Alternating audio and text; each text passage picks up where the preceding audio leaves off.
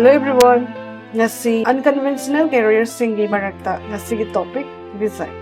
Design haibasi karino? Design haibasi process amani. Haibadi karigumba ama wakhalda sagalaga madubu maung maring naina planning tawduna objects, interactive system, building amadi vehicles na chingba kaya ama semba adubud. Design industry gi maru eba thabak sing khara panjarabada web designer, graphic designer, video game designer, textile designer, jewelry designer, fashion designer, product designer asina chingba kaya amasu lei. Hariba thabak sing asi oinabigidamagta ekhoina tamdaba yadraba courses sing adudi Bachelor of Design, Master of Design, Diploma amati certificate course kaya amasu lei. Hariba course sing asi tamninglabadi 12 pass with 50% score oigadabani. Design tamnanaba entrance exam kara pallabada NIFT, GAT and CAT,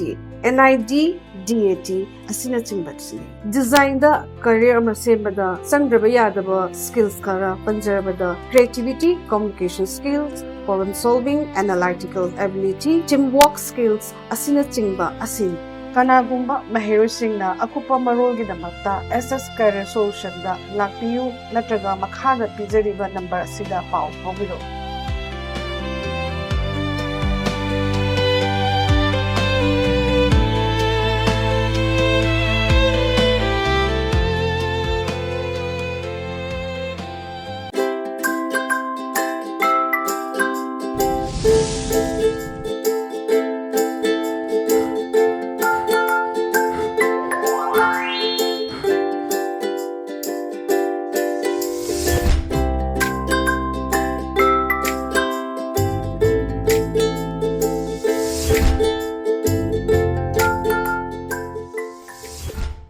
Kromjare ELITETV test cartoon mahau meng ta video sing mahau ta taran mokchari marin ngasi infala fongo pause singi cartoon sing da cartoonist na kari haning liba kari phonong liba kari wakal khalang ni ba do miam sanong thamjage an lo khajage sanga express ki onthok pani da ajda onthok pani jam phajaba cartoon ni yengbio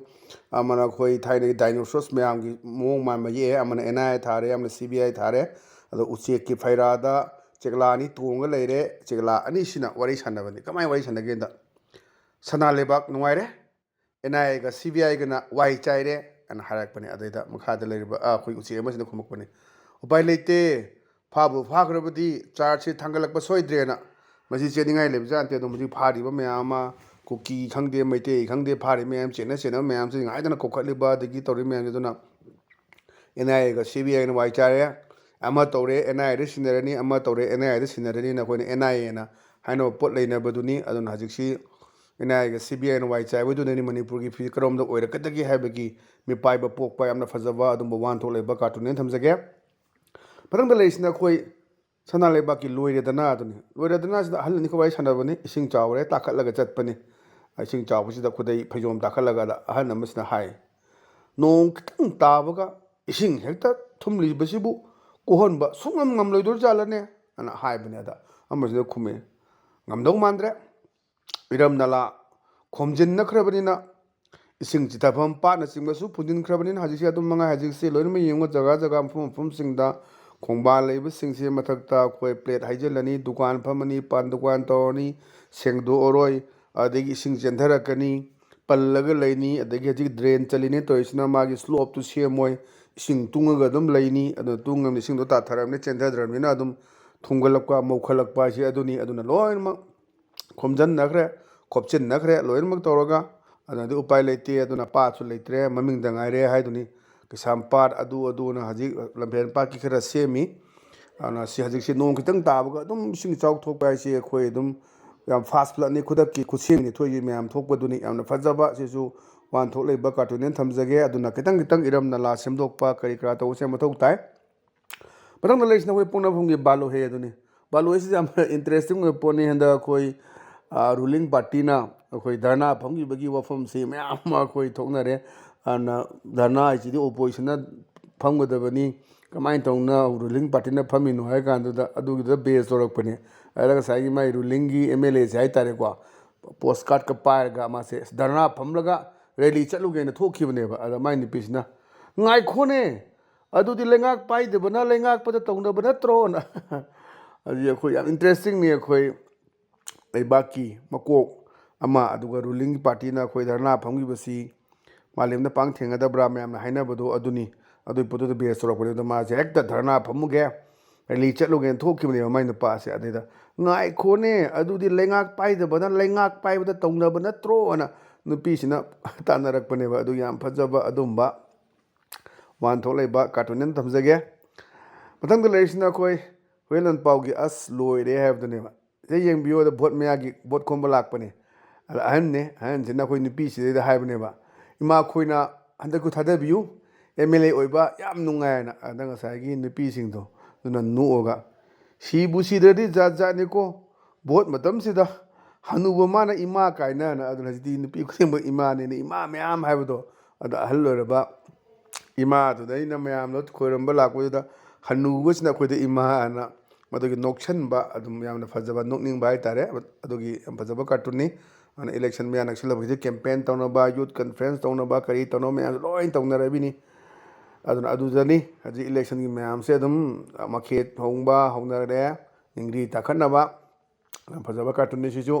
batang da leisna khoi people's chronicle gi saturday satire na daida khoi dasuni imamana paibi ruling gi thokhidoineba there will be a protest rally by the ruling party ki rally le yaw doine maira pa thokimneba adamaina pasna oh then you won't be necessary there wouldn't be any lathis smoke bomb tear gas ss adudi ruling chatroina mafam dudadi tear gas kapa roi smoke bomb kapa roi lathi charge tabra aroi na ko ma noksel laga mai ni biz da haibagi seni yam phajaba adna ruling na rally chaladi kaem ta kapa khotpa smoke bomb tear gas kaem ta le loi lathi charge su le ro haire nokningba adun hadaki khoi yam thajadana khoi ruling party gi wakati phanggiba madugi launaba party masen amaga launaba ada base torakana thamakpa yamna fajaba adumba cartoon singnena thamjage ana ngasi gi dedum ELITETV gi testo cartoon gi mahau matanga soidale sanjare meng tabiri bo singbom kana khurum jabo loina kainena biya thani jari pine birasi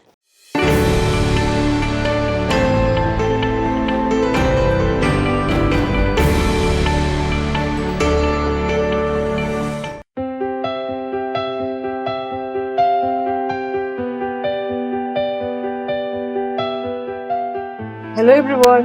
Ngasi unconventional career singi marakta ngasi gi topic design.